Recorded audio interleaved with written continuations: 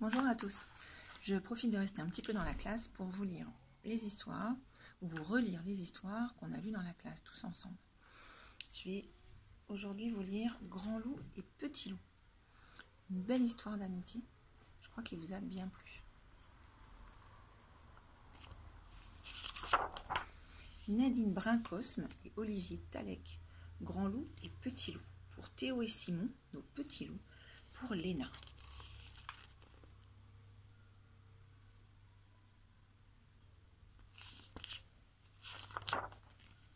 Depuis toujours, Grand Loup vivait là, sous son arbre, en haut de la colline. Puis un jour vint Petit Loup. Il arriva de loin, de si loin que Grand Loup ne vit d'abord qu'un point.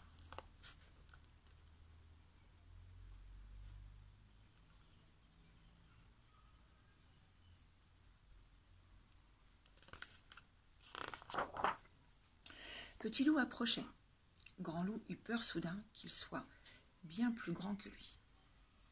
Petit Loup commença à gravir la colline, et Grand Loup vit qu'il était petit. Ça le rassura. Il le laissa grimper jusqu'à son arbre.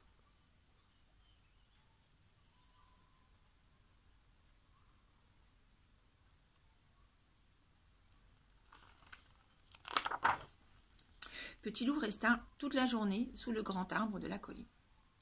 Maintenant, sous l'arbre, ils étaient deux, Grand Loup et Petit Loup. Ils ne se parlaient pas, ils se regardaient du coin de l'œil, comme ça, mais sans méchanceté.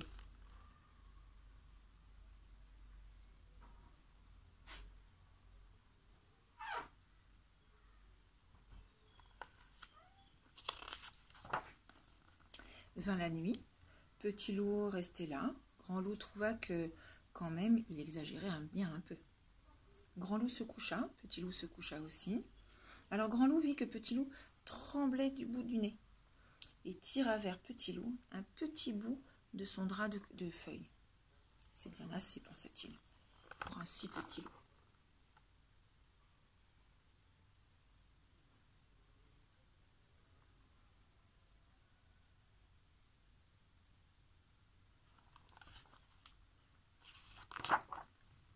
Le lendemain, Petit Loup était encore là. Comme chaque matin, Grand Loup grimpa aux branches pour faire ses exercices. Petit Loup grimpa aussi.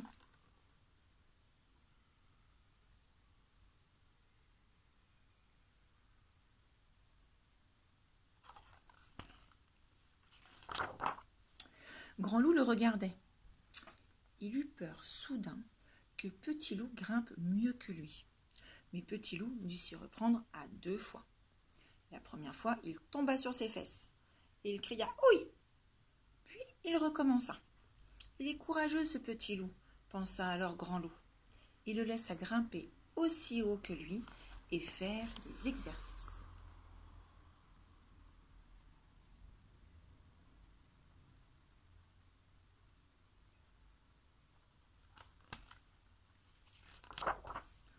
Avant de redescendre, Grand Loup cueillit des fruits pour déjeuner. Il en prit un peu plus que les autres jours. Puis il prépara son repas. Petit Loup descendit derrière lui. Il n'avait rien cueilli. Grand Loup mangea et il poussa une assiette avec quelques fruits vers Petit Loup. Et Petit Loup mangea.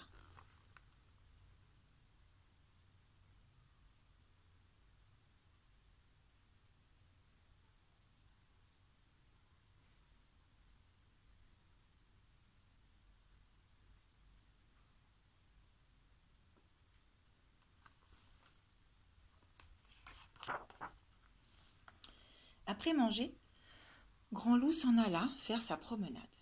Il descendit la colline, puis il se retourna. Petit Loup était resté sous l'arbre. Grand Loup sourit.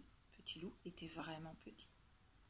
Il traversa le grand champ de blé en bas de la colline, puis il se retourna.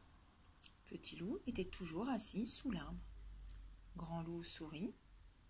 Petit Loup était encore plus petit. Il atteignit l'oreille du bois et une dernière fois, il se retourna. Petit Loup était toujours sous l'arbre. Il était si petit à présent qu'il fallait vraiment être un grand loup pour savoir qu'il était là, ce petit loup.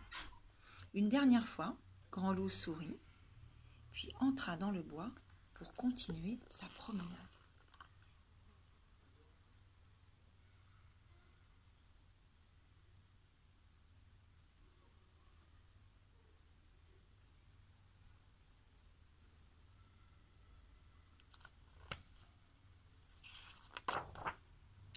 Le soir, quand Grand Loup sortit du bois, sous l'arbre, il ne vit rien. « Oh, bien sûr, je suis trop loin, se dit-il, et il sourit.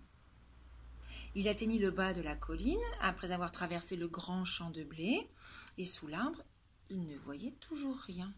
« C'est bizarre, se dit-il. Le petit loup n'est quand même pas si petit. »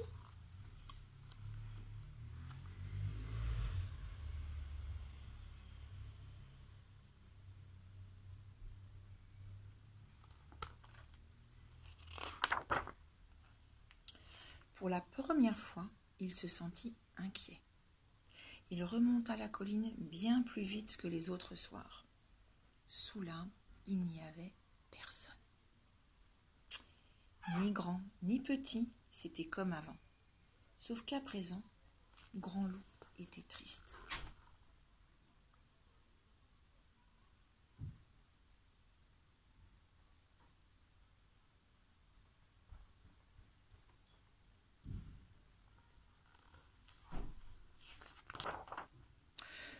Pour la première fois ce soir-là, Grand Loup ne mangea pas. Pour la première fois cette nuit-là, Grand Loup ne dormit pas, il attendait.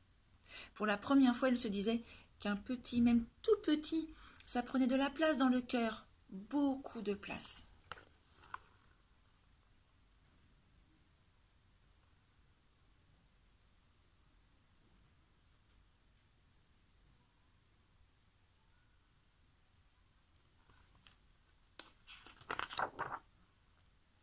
Le matin, comme chaque matin, Grand Loup grimpa sur l'arbre, mais pour la première fois, il ne fit pas ses exercices. Il regardait au loin. Grand Loup regarda longtemps. Au loin, il n'y avait toujours rien. Il se dit qu'il était capable d'attendre encore plus longtemps qu'il n'aurait jamais cru.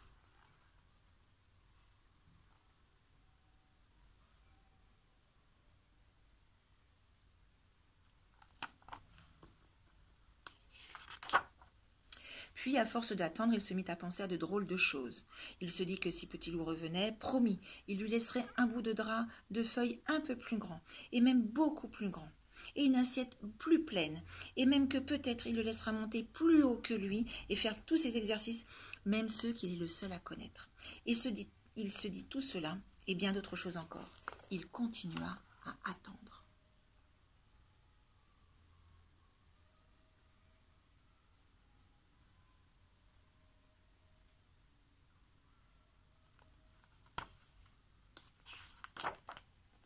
Et puis, là-bas, au loin, il y eut un petit point, mais un point si petit qu'il fallait être lui, Grand Loup, et avoir attendu autant pour penser que là-bas, quelque chose s'approchait. Son cœur battait de joie. C'était la première fois. Là-bas, le petit point grandissait. Pourvu que ce soit lui, ce petit, se disait Grand Loup, et aussi, même s'il est plus grand que moi, eh ben, tant pis.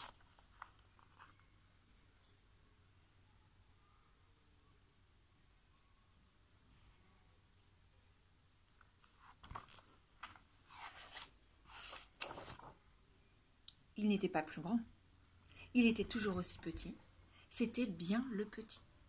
Petit Loup gravit la colline, puis il s'assit sous l'arbre. « Mais où étais-tu » dit Grand Loup.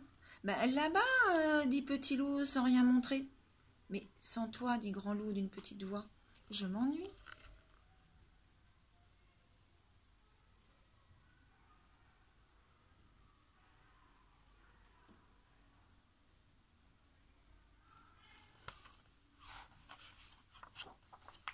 Alors Petit Loup s'approcha de Grand Loup. Il dit « Moi aussi, je m'ennuie. » Et il posa sa tête doucement sur l'épaule de Grand Loup. Grand Loup se sentit bien. Toujours à présent, il aurait le petit.